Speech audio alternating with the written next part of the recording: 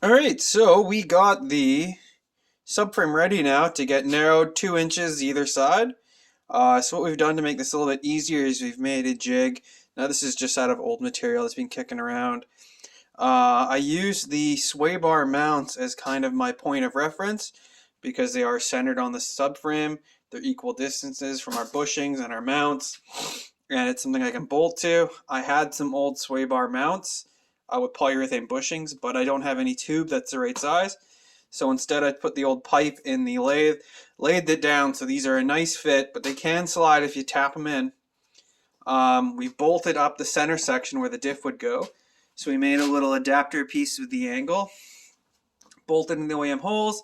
We made a plate on the back side that goes in there, and that secures my 2 mounts together, so they can't change. You know, we've got a piece going across. We've got a lot of cross members in here supporting it, so they can't actually twist and move from each other, because that's another critical measurement, is that my bolt holes don't move, and there isn't much room for going any direction because the diff is all hard mounted. It relies on the bushings in the subframe and on the control arms to kind of the NVF rating to go down. Of course, we had to take all the arms off. Yeah. So then what we did here is I got a piece of channel. I don't have another piece. I'll just wrap this around, show you how it works. Oops. Kind of awkward with just one person here. But yeah, we found a piece of tubing with a 1/8 piece of flat bar that slides very tightly, not jammingly, but tight. And we've tacked it or welded it to the bottom of these 2 sections. So what's going to happen is we're going to cut this, and then we're going to cut our 2 inches out either side.